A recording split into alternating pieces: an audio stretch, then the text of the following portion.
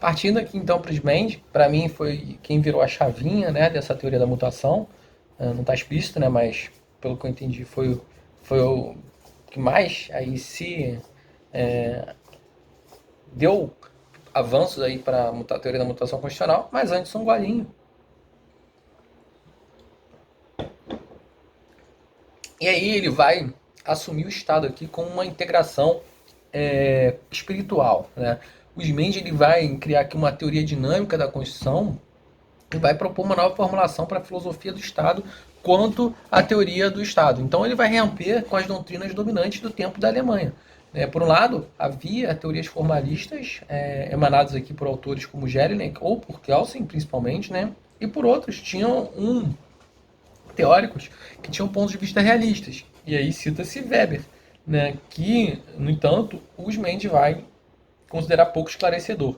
Só que em ambos os casos vai se deixar de lado a dependência de todo o, o respeito jurídico-político que deveria ter a filosofia do Estado. Então, de acordo com o Smed, a história da filosofia do Estado ela vai mostrar que muitas das vezes os resultados concretos que duraram ao longo do tempo seriam inversamente proporcionais ao estado de força teórica metodologicamente empregada.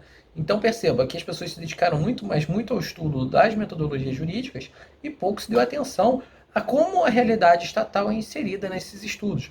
E aí, para segundo ele, a teoria do Kelsen vai colocar a estaca zero a teoria do Estado.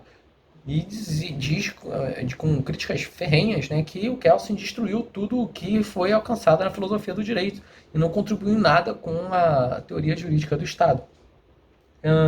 E aí, a ideia do Estado só pode ser concebida aqui como um fluxo circular e seria uma tensão dialética entre o indivíduo e a sociedade, que não vai poder ser entendida ideologicamente, mas apenas descrita. Né? E a realidade íntima do Estado, com base nela que se define o conceito objeto da Constituição, ela seria constituída por um reino parcial aqui da realidade espiritual. Né? Então o Estado não seria um fenômeno natural que vai ser simplesmente contrastado, mas seria uma percepção cultural em qual a realidade da vida do espírito seria fluida e necessita aqui continuamente de renovação e o Estado, né? Por isso, ele deve ser estudado aqui pelas ciências do espírito, porque é uma realidade espiritual e o indivíduo faz parte dessa realidade espiritual, né? E aí ele critica essas visões que tentam construir o Estado partindo do indivíduo, partindo do particular para o geral, né? E não deve ser concebido assim, deve ser concebido como uma relação que vai sempre se retroalimentar. E o Estado, para os Mendes, portanto, não é algo material ou estático. E o indivíduo, que é o núcleo constitutivo do Estado, só pode explicar a sua ligação com o Estado com uma base numa natureza dialética. E a realidade do Estado, ela também não pode ser explicada de forma isolada à do indivíduo, ou a partir de uma noção finalística do Estado. Né? Uma outra dificuldade se deriva aqui da natureza ambígua da realidade estatal, que aí, por um lado, vai ter se encaminhar aqui para a concretização dos valores do espírito e, por outro lado, vai se encaminhar aqui para a realização do direito estatal. Né? E esses dois elementos são inseparáveis a partir de uma perspectiva filosófica liberal. E essa integração entre esses dois objetivos, essa natureza ambígua, ela vai se dar de acordo aqui com diferentes modelos estruturais, que vai levar Smed a distinguir três tipos diferentes de processos de integração do Estado, que não ocorrem de forma isolada, mas que se complementam, que é a integração pessoal, a integração funcional e também a integração material. A integração pessoal, ela é o processo de integração determinado aqui por um líder, ou por uma burocracia política, ou pelas elites políticas. A integração funcional, ela é conformada pelas formas de vida que tendem aqui a criar um sentido coletivo. E, por último, a integração material, segundo Smed, ela poderia ser conformada aqui por objetivos comuns que vão justificar a existência do Estado. A integração material ela só pode ser relacionada com a teoria dos elementos do Estado no seu conteúdo simbólico. E aí, nesse sentido, o território e a história comum são elementos de integração material, e não no sentido que foram concebidos pela teoria dos elementos de Estado, mas sim como variáveis interdependentes e dinâmicas. Então perceba isso, toda hora no Spruce-Mend vai ter um contato do elemento do Estado com o indivíduo, com a realidade, com a norma, e essa questão dinâmica, né? Essa questão dos dois se comunicarem, né? Que estava perdido por aí, nessas teorias eminentemente nessas ciências puras, nessas abordagens puras. E eu não sinto climão até agora. Não é possível, não é possível, não é possível. Vou reclamar, vou reclamar. E aí ele tem essa concepção dessa constante modificação da Constituição, né? E essa nova visão da teoria do Estado como integração que vai levar as Mendes a formular o seu conceito de Constituição de uma maneira diferente. E aí, para os Mendes, a Constituição, ela anteriormente havia se entendido de duas formas diferentes tradicionalmente, né? Se por um lado existe uma visão estática que vai conceber a Constituição como a regulamentação dos órgãos do Estado e o do status do indivíduo em face dele, por outro lado, a Constituição ela poderia ser concebida aqui como um produto de uma lei física no sentido de Lassalle, de Ferdinand Lassalle, no qual a Constituição seria a soma das forças reais do poder contra o qual é desdenhosamente chamada de folha de papel. E o Smendi ele vai considerar que essas duas concepções da Constituição e aí aparentemente opostas em princípio, não nos dão uma ideia global do que significa e ele vai acreditar nas ideias que vão aproximar o conceito da Constituição com o conceito de movimento. E, consequentemente, aqui a Constituição ela vai ser concebida aqui como uma unidade com fim em si mesmo e, ao mesmo tempo, com uma estrutura complexa. Talvez uma junção desses dois conceitos de Constituição material, conceito de Constituição formal, mas que é uma incorporação legal e normativa de um processo de integração do Estado. Sendo assim, a Constituição, para os Mendes, é uma ordenação legal do Estado e uma dinâmica, uma ordenação também da dinâmica que vai se desenvolver com a vida estatal, né? E aí, como norma, a Constituição seria uma barreira para a contenção aqui das forças sociais cada vez mais agitadas, né? Então, ela serviria aqui como norte para que não houvesse aqui um caos jurídico, né? Mas ele vai aceitar e esclarecer que a Constituição não consegue regular e prever todos os aspectos da vida estatal. E essa dinâmica do Estado vai estar constantemente gerando situações que não são expressamente previstas nas normas. Isso significa que a Constituição, quando ela regulamenta o processo de integração, ela deve gerar os elementos da sua própria mutação. Então veja a ideia de Constituição dele, a inteligência aqui constitucional, ela consegue, ela aceita que ela não consegue regular todas as situações e concebe que ela mesma promova aqui os elementos da sua própria mutação. Isso pode ser, pelos formalistas, expresso aqui para questões de reforma constitucional, né, com aprovação de emendas e tal. Né? E esse processo de integração ela vai se completar aqui por meio da criação de espontâneo também de elementos muito diversos, né, como partidos políticos, assembleias. Né? Só que essa integração ela vai se completar e se configurar com outras formas políticas, né? Porque essas instituições que a Constituição prevê, elas desenvolvem as próprias dinâmicas, e por qual elas mesmo se autotransformam e se complementam. Então, para o Smendi, ele vai sustentar que o próprio e característico aqui dessas fórmulas constitucionais é que precisamente a sua elasticidade, a sua enorme capacidade transformadora, ela tenta suprir toda hora as lacunas constitucionais, né? Então, o ponto principal é que na teoria dos Mendes o Estado é integração. A Constituição é uma ordem jurídica de integração. E a norma constitucional ela não tem essa intenção, ela nunca teve essa intenção de ser abrangente, né? Apenas de ser um elemento que controla as forças agitadas aí, que estão em constante mudança. Né? Então a norma, diferentemente aqui de uma interpretação jurídica ordinária, essa interpretação dinâmica, ou seja, flexível, permissiva, ela dá essa natureza expansiva e elástica aqui às normas constitucionais. E por isso que o Smendi ele vai aceitar e considerar que a própria Constituição ela vai conter aqui os próprios elementos para sua transformação, por meio da mutação.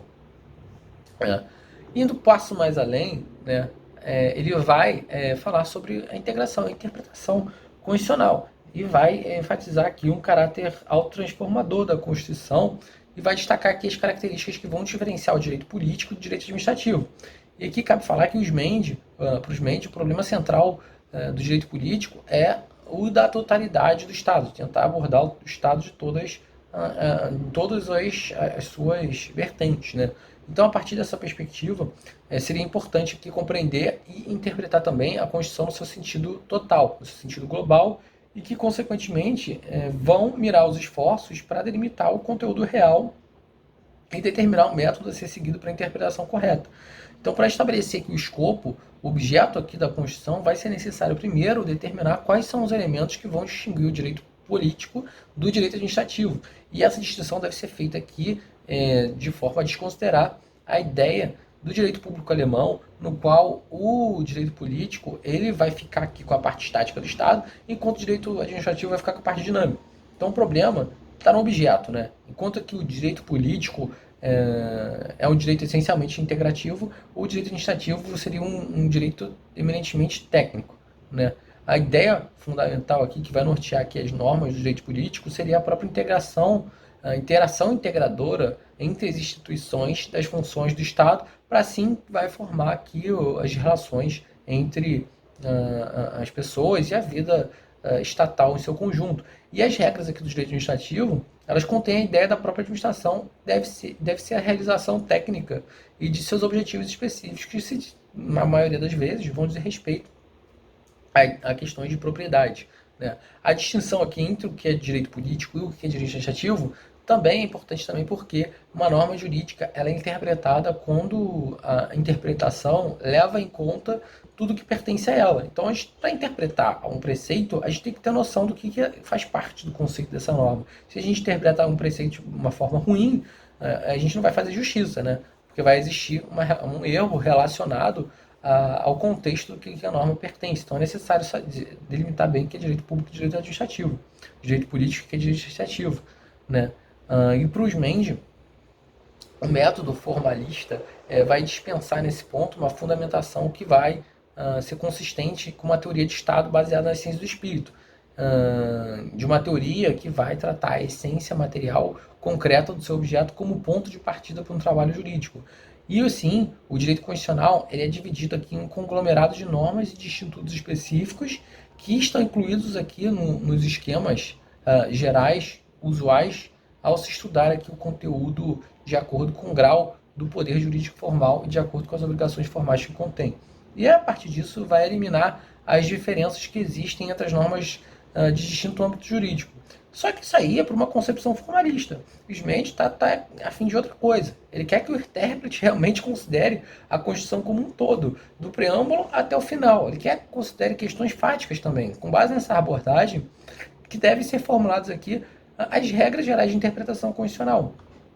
A primeira é que os fatos particulares da lei política não devem ser considerados de forma isolada, né, mas sim como elementos pertencentes a um momento significativo que vai ganhar vida a partir dessa interpretação espiritual, com elementos pertencentes ao todo funcional, integrativo.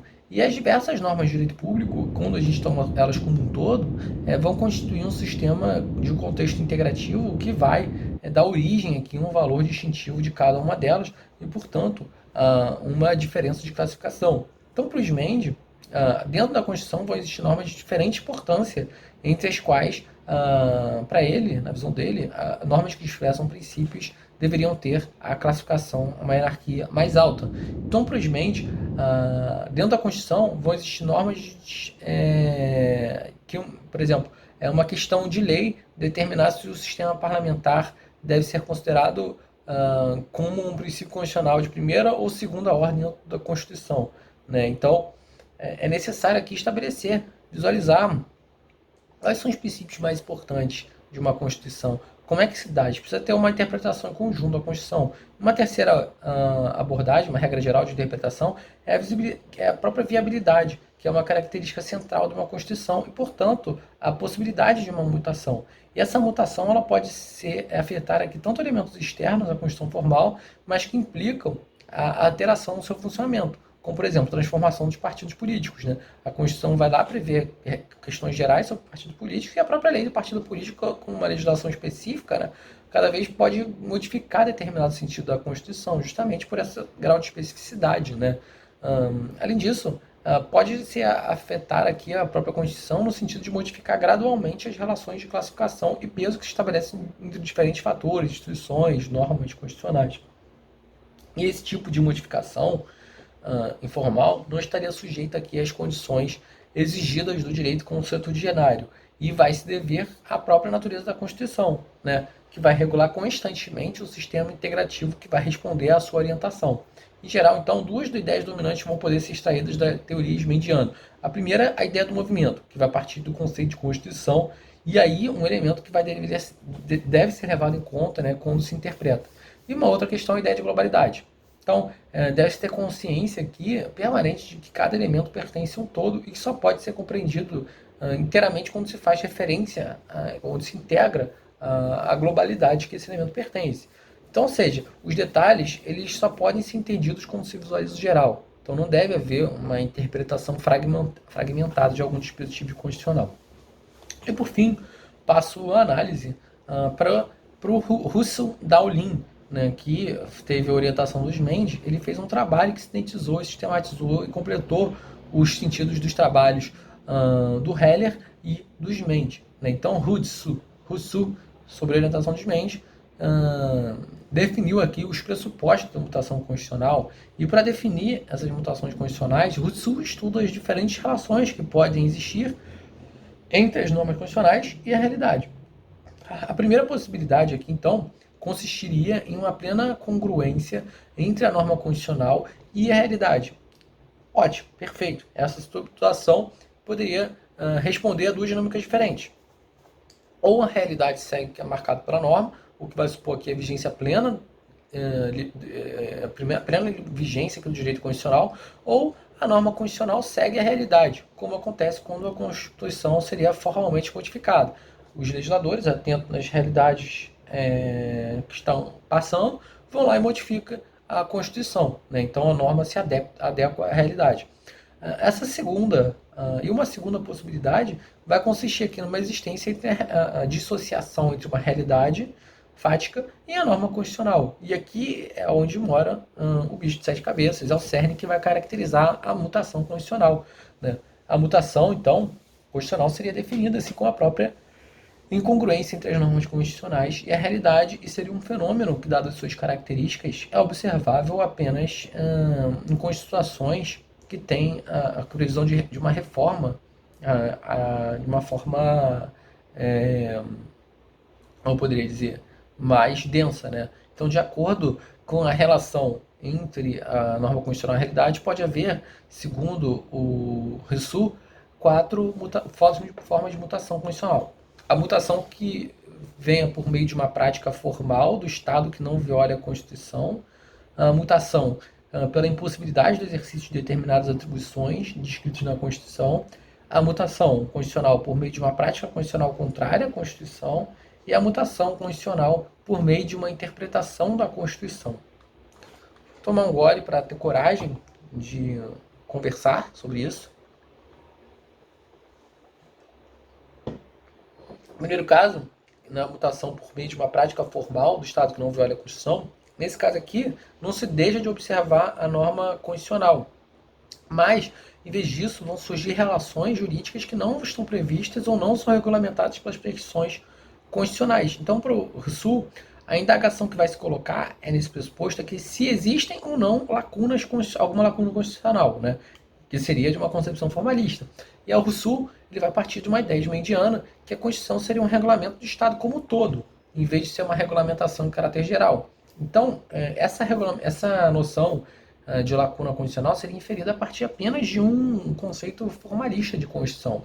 Então, os que concebem a Constituição como uma unidade espiritual de significado, como ele faz, não aceitaria, e como o Mendes faz, não aceitaria aqui a existência de lacunas constitucionais.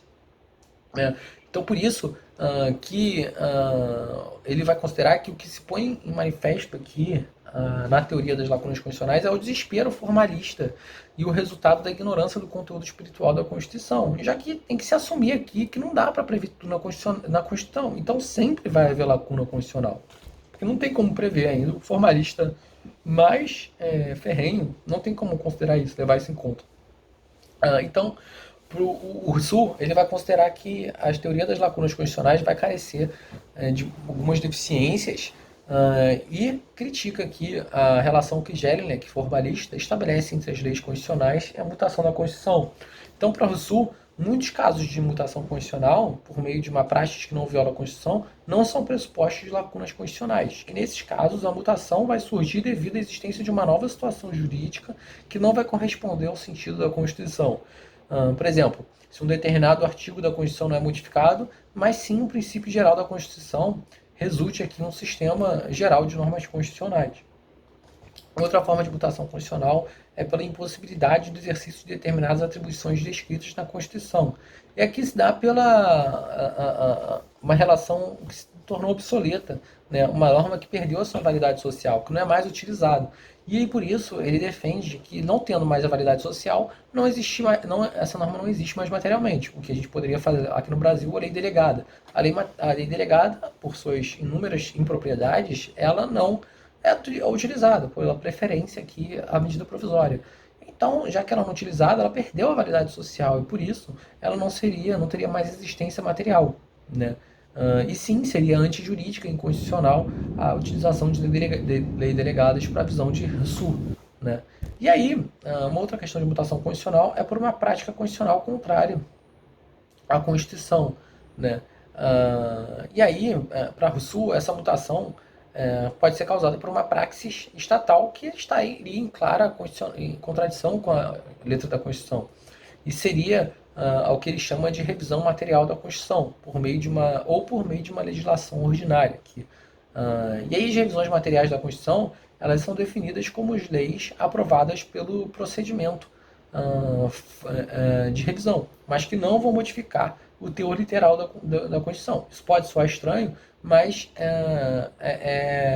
a questão é válida aqui para o direito alemão. Enfim, o Rousseau ele vai indicar aqui que o problema das reformas materiais foram um problema fundamentalmente do direito alemão. É por isso que soa mal essa ideia, revisão, que como lei aprovada pelo procedimento de revisão, mas que não vão modificar o teor literal da Constituição, não parece ser tão visível esse fenômeno. Mas, segundo ele, é visível para o direito alemão, né? E aí a questão doutrinária vai consistir em definir o que exatamente consiste uma revisão constitucional, em particular, se como um requisito aqui da sua existência entendia-se que deveria haver uma expressa modificação e substituição constitucional do que se pretendia ver-se modificado. Então, o Sul ele vai entender que são necessários dois requisitos para que haja uma reforma material da Constituição. O primeiro, a observância dos procedimentos mais rígidos prescritos pela Constituição, né, para a reforma. E o segundo, a ausência de modificação expressa do texto constitucional. Então, tem quórum, mas não tem modificação formal. Eu não entendi muito bem esse detalhe, mas diz que é aplicável ao direito alemão. Então, beleza, né? E esse primeiro requisito, de respeito ao quórum, diz respeito à própria exigência aqui na Constituição de Weimar de uma aprovação por uma decisão, por uma maioria qualificada, né? E a segunda suposição seria a de modificação material tácita, né? E ela se dá quando se observa conscientemente o processo prescrito pela reforma da Constituição, mas a lei, quando ela é publicada, ela não vai conter uma cláusula que vai declarar expressamente a reforma da Constituição. E a doutrina ela vai admitir a validade dessa lei porque não existiria um padrão que exija que a mudança constitucional deve ser expressamente, tem que falar que modificou a Constituição. E um terceiro caso de reforma material da Constituição seria quando o conteúdo da lei vai estar em contradição com a Constituição, mas essa contradição não foi verificada no processo de sua deliberação, né, mas deram mole lá nas comissões do parlamento, mas a lei é aprovada com a maioria necessária da Constituição. E a maior parte da doutrina vai considerar que esse tipo de modificação é inválido. E aí, seguindo o critério de Jelinek, o Rousseau ele vai considerar que para uma reforma da Constituição seja válida, também tem que existir uma vontade de reformar, né? lá saber o que é essa vontade de reformar. E, de acordo com o Sul, uma certa disposição constitucional pode ser transformada pela legislação ordinária, sendo mais provável o fenômeno onde não há controle de constitucionalidade das leis. Óbvio, se não tem controle de constitucionalidade das leis, o legislador vai chegar e vai ter a lei como um super trunfo na mão. Né? Uma outra questão, e última, da mutação constitucional para o Sul, é a mutação constitucional por meio da interpretação da Constituição. E para o Sul, uma mutação constitucional pode ser realizada por meio de uma interpretação, quando as prescrições constitucionais elas vão ser interpretadas de acordo com novas concepções, com necessidades do período, sem aqui acatar a própria redação literal da Constituição, ou ainda sem levar em consideração o sentido que o legislador constitucional originalmente dotou as normas em questão. E é um exemplo dessa mutação por meio de interpretação é o que aconteceu com a lei austríaca, lei básica da Constituição Austríaca de 1867, na qual os juízes eles não tinham poderes para fazer o controle de validade das leis, mas conseguiam fazer o controle de legalidade dos regulamentos. Né? Só que aí a Constituição ela só distinguia entre lei e regulamentação. Né? Aí o objetivo aqui foi que o Tribunal Constitucional afastasse a competência dos juízes de que não conseguissem eles controlar os regulamentos imperialistas, né? Queriam que os juízes de primeiro grau não pudessem controlar isso. E aí foi dada a seguinte interpretação à palavra regulamento, né? Que os juízes poderiam fazer sim controle de regulamentos, mas, lógico, quando você quer superar alguma coisa, faz o distinguishing, né? E aí eles falaram, no Tribunal Constitucional, que pode fazer o controle dos regulamentos os ordinários, né? Não aqueles regulamentos emitidos pelo imperador. Né? Então, conseguiu-se assim subtrair essa competência dos juízes a partir de um distinguish, né? Por meio de uma interpretação, uma mutação constitucional por meio da interpretação à Constituição. Algumas considerações, né, em relação a essas critérios de mutações, né, é que a classificação do Rousseau pode ser um tanto imprecisa e não raro essas formas de mutação elas se sobrepõem, se confundem, né?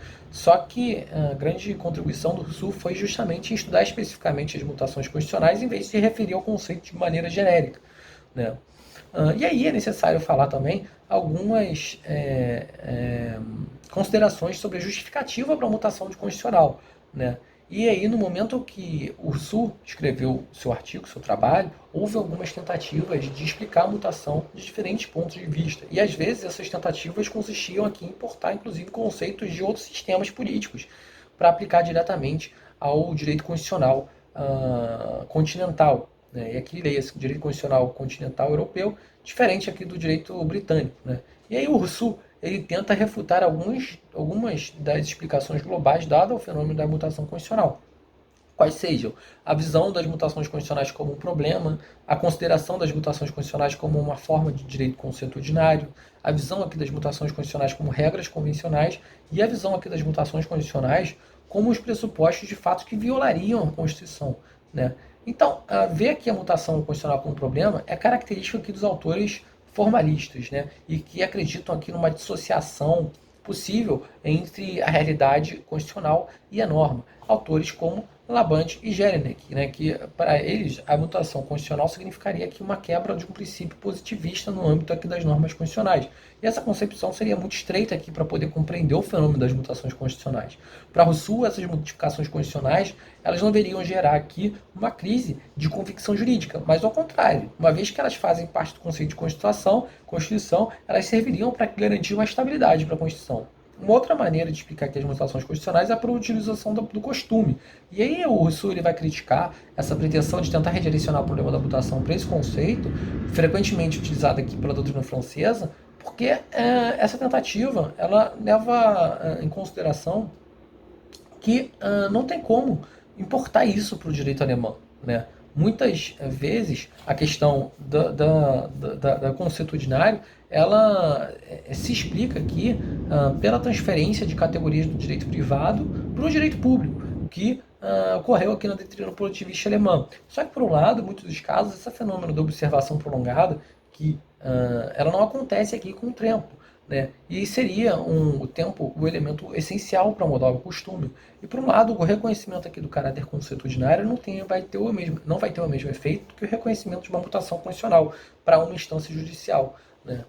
E o Rousseau também ele vai criticar a tentativa de uma parte da doutrina de direito constitucional de implementar transformações da Constituição por meio da importação de uma categoria utilizada aqui na Inglaterra para descrever o direito constitucional não escrito, né? Que seriam as convenções constitucionais, a moral constitucional, né? E para o Rousseau, essa convenção constitucional não é uma categoria exportável aqui para outros direitos, que não o britânico, porque parte de premissas exclusivas da common law britânica, né?